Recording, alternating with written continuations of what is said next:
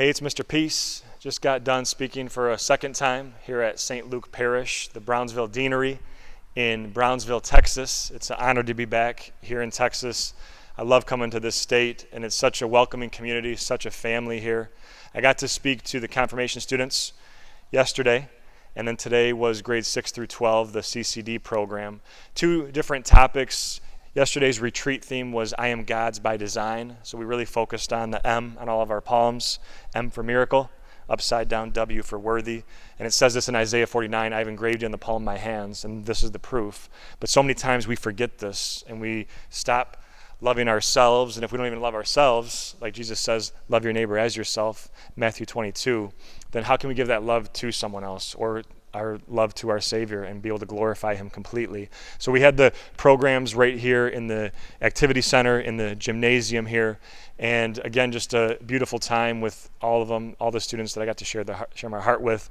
There were a lot of tears, but people that started to feel again. They started to heal, and I say tears are the sweat of our strength, and people really exhibited that. And so I was so proud of a lot of people for working through that emotion, letting God come in to heal through the time with adoration, the girl and guy sessions that we had, the small group breakouts. It was just a beautiful day to really reinforce and remember that we're all beautiful, created in God's image and likeness. And like the quote on everybody's shirt, I am God's by design, it was from Psalm 139, that we're fearfully and wonderfully made. God makes no mistakes. Even if we fail, we're not a failure. We have to remember that and truly believe that. And so I built on that this morning with students that I spoke to last year, and we got to focus on leadership, turning our passion into purpose, right? So like the shirt that I have for this, the multicolor peace sign, it's all about the fact that there's different ways to lead, different ways to be a leader, but in God's eyes, any way is fine, as long as we're doing things for Him and looking to serve one another. The Bible says, right, the Son of Man did not come to be served, He came to serve. He's the perfect example of perfect love, and He taught us how to lead. So I talk to all these youth, and I say, look, whatever it is that God's calling you to do, once you find it, that is your gift from God, and now your purpose, right, is to go fulfill that.